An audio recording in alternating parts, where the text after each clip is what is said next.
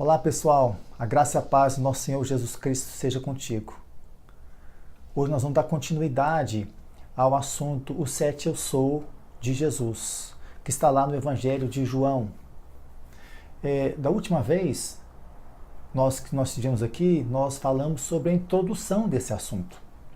Então, se você não assistiu esse vídeo da introdução, onde nós falamos sobre essa expressão Eu Sou, que aparece no início de cada uma das 7 declarações, então eu aconselho você a assistir primeiro esse vídeo, que eu vou colocar na descrição desse vídeo agora, que vai falar sobre o pão da vida.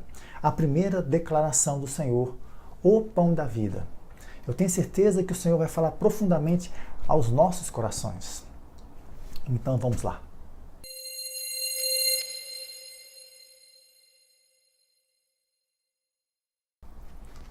Jesus disse: Eu sou o pão da vida. O que significa essa declaração de Jesus Cristo? Por que ele quis se revelar a nós desta forma? Ou seja, uma das formas que ele quer que nós o vejamos é como o pão da vida. O que está por trás dessa expressão, dessa declaração? Como eu já tinha dito, essa declaração acontece no capítulo 6 do Evangelho de João. E a primeira ocorrência dela dá-se no versículo 35. Podemos dizer que no capítulo 6, ele é o centro de todo o capítulo, não só literalmente falando, porque o capítulo tem 71 versículos, mas principalmente em termos do ensino do Senhor. Ele é o ponto central daquilo que Jesus está ensinando nesse capítulo 6. Então, para que nós possamos adentrar a realidade espiritual que está contida nessa declaração, nós precisamos do capítulo 6 inteiro. Não quer dizer que nós vamos aqui fazer uma exposição versículo a versículo, porque não é essa a intenção. Esse capítulo 6 ele é riquíssimo em significados. Mas nós vamos nos ater principalmente em relação ao pão da vida. Tem muita coisa aqui nesse capítulo 6. Tem muito assunto poderoso, fé,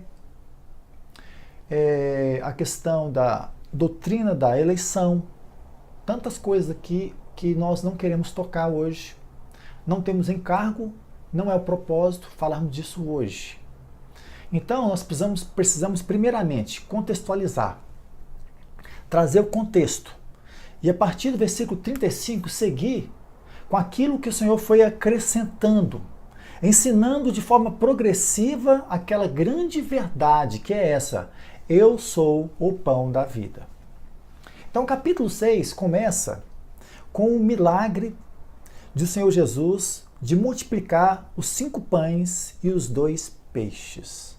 Esse milagre está totalmente conectado ao ensino de Jesus, que ele é o pão da vida. E é interessante notar que João, ele optou, inspirado pelo Espírito Santo, em registrar 7 milagres no seu evangelho. De forma que ele registrou, a maioria deles, 5 milagres, ele decidiu que seriam milagres que não tinham sido registrados nos evangelhos sinóticos de Mateus, Marcos e Lucas. Somente 2 foram registrados nos outros evangelhos, que é o Senhor andando sobre as águas, que está aqui também no capítulo 6, e principalmente a primeira multiplicação, que é o único milagre registrado nos 4 evangelhos. Porque ele tem uma importância muito grande diante daquilo que o Senhor quer ensinar aqui em João. Então João não pôde deixar de fora esse milagre. E ele começa da seguinte forma: tendo Jesus passado para o outro lado do mar da Galileia, o mar de Tiberíades, para o lado leste daquele grande lago, nas regiões de Tiberíades e Betsaida, ele se deparou com uma grande multidão que já o esperava. Então, quando ele desembarcou, ele já foi atendendo aquela multidão. Diz Marcos, no capítulo 6, versículo 35 ou 36, que ele se compadeceu daquela multidão. Porque quando ele viu aquela multidão, ele viu que eles eram como ovelhas que não têm pastor. Então ele curou enfermos, ele libertou cativos de possessão malignas, ele ensinou aquela multidão. Então quando já chegou tardezinha, em vez dele despedir aquela multidão, ele resolveu alimentá-los. Então, através de 5 peixes e 2 peixinhos, que era a única coisa que tinha lá de um rapazinho, ele alimentou cerca de 5.000 homens. Fora crianças e mulheres, ou seja, 5.000 famílias. Dizem os estudiosos que isso pode chegar até 20.000 pessoas. Imagine o tamanho desse milagre. Imagine o que isso significou para aquelas pessoas ali, gente. Imagine. Com certeza a nossa mente não consegue dimensionar isso, não é verdade?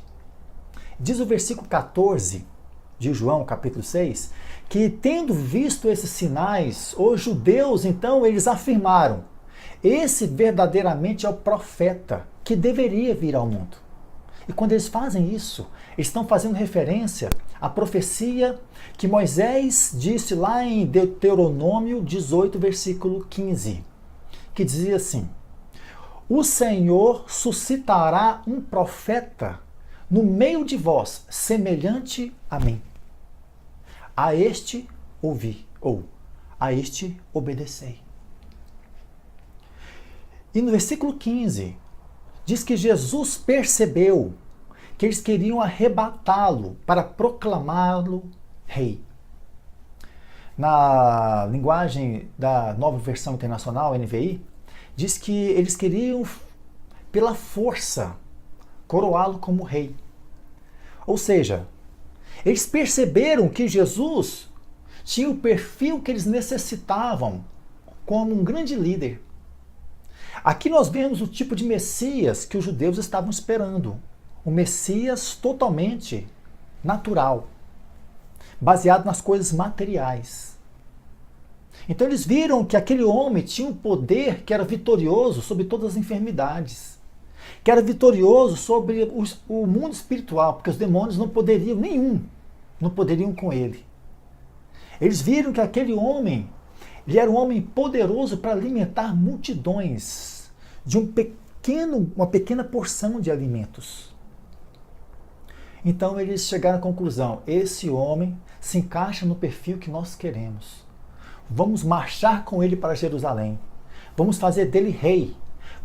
Vamos fazer com que ele restaure a dignidade, a soberania da nossa nação e nos livre do jugo do Império Romano. Mas não foi para isso que ele veio. Então diz o texto que ele se retirou deles e solitariamente subiu ao monte para orar. Os outros evangelistas vão dizer que Jesus despediu os seus discípulos e ordenou que eles passassem para outra margem, para Cafarnaum, onde a sua família habitava, ali onde Jesus morou durante um tempo do seu ministério público. Então Jesus sobe aquele monte e os seus discípulos pegam um barco e vão atravessar o mar e sofrem então com muita tormenta, com as águas agitadas, um vento terrível. E eles não conseguem nem navegar. E de madrugada eles não tinham conseguido percorrer nem um pouco daquele trecho, nem metade daquele trecho. Então chegou aquele momento, daquele milagre tão impressionante, onde Jesus vai ter com eles andando sobre as águas. Eu não quero entrar nesse milagre aqui, porque senão nós vamos nos distanciar do foco. No versículo 22, aquela multidão pela manhã percebeu que Jesus não estava ali. Então diz o texto que alguns pegaram alguns barquinhos e rumaram para Cafarnaum em busca dele. No versículo 25, então, eles encontram Jesus em Cafarnaum. E dizem para ele assim: mestre, quando chegaste aqui? À primeira vista, essa pergunta não tem nenhum tipo de problema, né? Eles estão saudando ele como Rabi, assim como Nicodemos tinha feito no capítulo 3, quando se encontrou com ele, e o saudou dessa forma. Que quer dizer mestre, alguém que é reconhecido no meio de Israel. Mas Jesus, conhecendo o coração do homem, sabia o que estava por trás daquelas palavras bajuladoras. Mas nesse momento ele não se retira deles. Jesus então vai começar a expor o seu ensino. E no versículo 26, ele vai dizer assim: em verdade vos digo, vós me procurais não porque vistes sinais, mas porque comeste dos pães e vos fartastes. À primeira vista, parece que tem uma contradição aqui entre essa afirmação de Jesus, que eles estavam procurando não pelos sinais que eles viram, mas pelo pão que eles comeram e encheu a sua barriga, com aquela afirmação, aquela declaração que os judeus fizeram no versículo 14, que nós citamos há pouco, de que eles perceberam que verdadeiramente ele era o profeta, que era semelhante a Moisés, e isso era uma indicação do Messias. Mas não há contradição nenhuma. O que Jesus está falando aqui é o seguinte, que para eles o fato daquele milagre de multiplicação de pães e peixes tão impressionante, aquilo não passou de um milagre. Ou seja, a visão deles não passou do aspecto material do sinal. Eles não puderam perceber que aquele sinal apontava para uma realidade espiritual de quem é Jesus. Ou seja, Jesus multiplicou os pães, encheu a barriga deles e eles ficaram atraídos por ele. Eles quiseram segui-lo, porque ele poderia fazer algo para eles. Então o foco deles não estava na pessoa de Jesus. O foco deles estava naquilo que Jesus pode fazer para eles. Naquilo que Jesus pode suprir as suas necessidades que estão diretamente relacionadas a este mundo. Necessidades que são passageiras. Quantas pessoas estão em busca de Jesus como esta multidão? Quantos templos, vamos dizer assim, lugares, estão cheios de pessoas que estão atrás de um Jesus que pode apenas satisfazer uma necessidade natural? Essa exortação do Senhor fala muito, principalmente nos dias que nós temos vivido. Então Jesus continua a exortação falando o seguinte, no versículo 27. Trabalhai não pela comida que perece, mas pela que subsiste para a vida eterna, a qual o Filho do Homem vos dará, porque Deus, o Pai, o confirmou com o seu selo. Gente, esse versículo é riquíssimo em significado. Nós vamos precisar dividir ele em 3 partes. Então vamos começar com a primeira parte. Trabalhai não pela comida que perece, mas pelaquela que subsiste para a vida eterna. Então, Jesus aqui está expondo um comportamento que é inerente a todo homem, que é viver em torno de coisas que são passageiras. É gastar o seu tempo, a sua energia, com coisas que são passageiras, que são perecíveis, com comida que perece. Essa comida que perece representa, sabe o quê? As riquezas desse mundo, a honra que o homem procura dos homens, sucesso, reconhecimento. Nós queremos ser reconhecidos por nossa inteligência, por nossa capacidade, porque nós somos pessoas religiosas, ou porque nós somos pessoas espertas, ou porque nós temos uma aparência física muito bonita, segundo um padrão que poucos conseguem alcançar. O homem tem em si mesmo essa busca obsessiva por algo que ele não consegue preencher. É busca por prazeres, comida perecível, tudo isso vai acabar. Então Jesus disse que é preciso fazer uma correção nesse homem. É preciso que seja feito urgentemente algo que corrija essa anomalia no homem. A busca obsessiva por coisas que não permanecem para a vida eterna. É por isso que lá em Marcos capítulo 6, versículo 36, Jesus vai dizer assim: o que adianta o homem ganhar o mundo inteiro, mas no final, percebendo que aquilo não vale nada a pena, perder a sua alma. Em Lucas capítulo 12, Jesus vai contar uma parábola muito interessante de um homem cuja herdade ou propriedade produziu de uma maneira muito grande, muito extrema, de forma que os celeiros que ele tinha não conseguiam suportar aquela produção. Então ele tinha que decidir o que fazer com aquele excedente. E a decisão dele não é distribuir para aqueles que não tinham nada ou tinham pouco.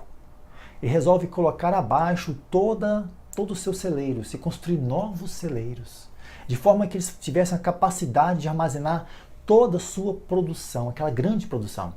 Então diz esse homem que ele chegou para a sua alma e falou para ela assim: ó minha alma, tens no celeiro, nos seus depósitos, muitos bens, para muitos anos.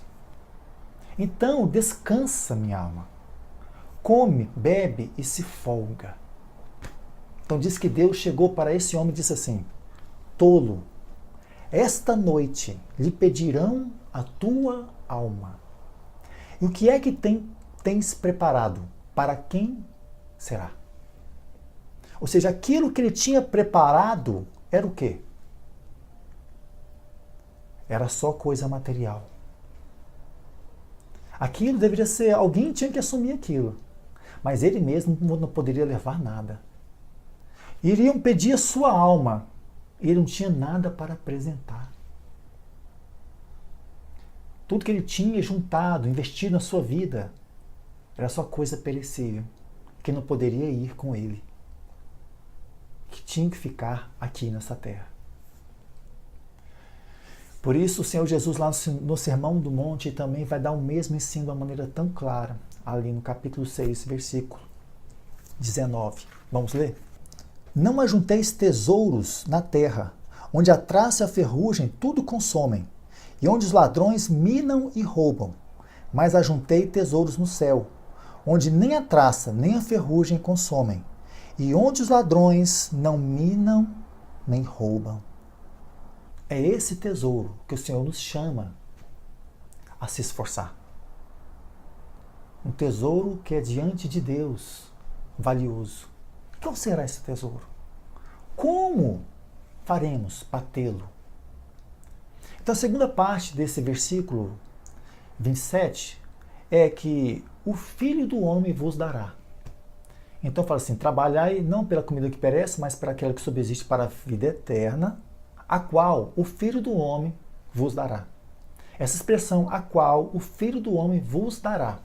Essa expressão, o Filho do Homem, 88 vezes ela é usada no Novo Testamento para se referir a Jesus Cristo. E os judeus conheciam muito bem o que ela significava, porque ela é um dos títulos para Messias. Isso pode ser visto na profecia de Daniel, no capítulo 7, que eu quero ler com vocês agora. Vamos lá. Eu estava olhando nas minhas visões da noite, e eis que vinha com as nuvens do céu um como filho do homem, e dirigiu-se a um ancião de dias, e o fizeram chegar até ele. Foi-lhe dado domínio e glória e o reino, para que os povos, nações e homens de todas as línguas o servissem. O seu domínio é domínio eterno, que não passará, e o seu reino jamais será destruído. Glória a Deus, meus amados. Glória a Deus. Aqui está falando do Messias, do próprio Senhor Jesus. Aquele que recebe o reino, o domínio eterno das mãos do próprio Pai. Mas no Velho Testamento, essa figura do Filho do Homem se referia ao próprio homem.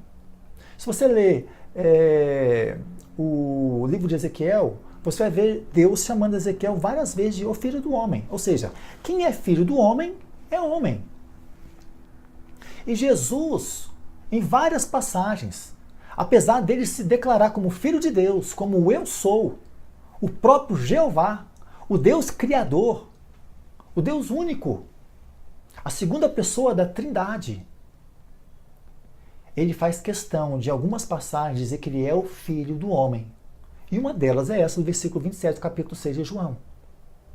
Porque aqui ele está dizendo que para que essa vida seja dada ao homem,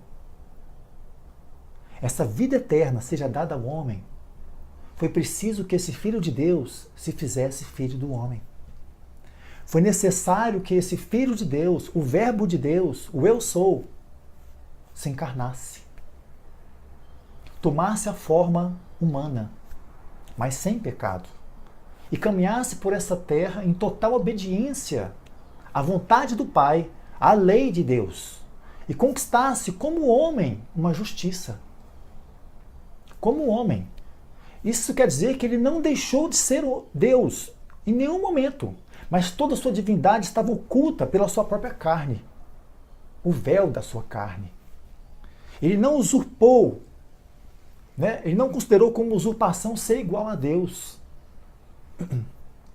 Isso não quer dizer que ele deixou de ser Deus em nenhum momento, mas ele viveu como homem, dependente totalmente do Espírito Santo. Naquele momento onde o seu ministério começou ali no batismo, no Rio Jordão.